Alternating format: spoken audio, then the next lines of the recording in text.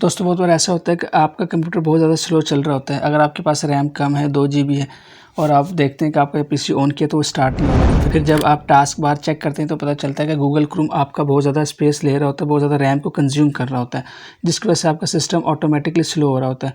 और फिर लोग क्या करते हैं, गूगल क्रोम को बंद करते हैं, टास्क मैनेजर से जाके उसके टास्क को किल कर देते हैं, उसके बावजूद भी आपका सिस्टम स्लो होता है। तो मैं आपको बताऊँगा कि गूगल क्रोम अगर आप बंद भी कर देते हैं, उसके बावजूद भी गूगल क्रोम बैक एंड पे चलता रहता है, वो आपको नज़र नहीं आ रहा होता। तो आप इसकी सेटिंग को कैसे स्टॉप कर सकते हैं कि गूगल क्रोम जो है वो बैक एंड पे ना चले और आपकी रैम को कंज्यूम ना करे, ताकि आपका सिस्टम जो है वो स्मूथली रन होता रहे। अगर आपको गूगल क्रोम की ज़रूरत नहीं है, लेकिन जब पीसी ऑन करते हैं तो वो ऑटोमेटिकली ऑन ना हो, तो इसके लिए आपने क्या करना है, आपने देखें गूगल क्रोम ओपन करना है, यहाँ पे 3 डॉट्स के ऊपर क्लिक करना है और यहाँ से आप थोड़ा सा नीचे आएंगे और नीचे आपने जाना है सेटिंग के अंदर।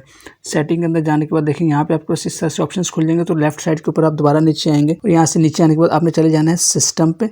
ये देखें यहाँ पे सिस्टम पे आप जाएंगे और सिस्टम पे जाने के बाद यहाँ पे आपके पास ये सेटिंग देखें। जब आप यहाँ पे आएंगे तो आपके पास ऑप्शन है continuing running background app when Google Chrome is close. Google Chrome close भी होगा, उसके बावजूद भी ये बैकएंड पे जो है ऐप चलती रहेगी।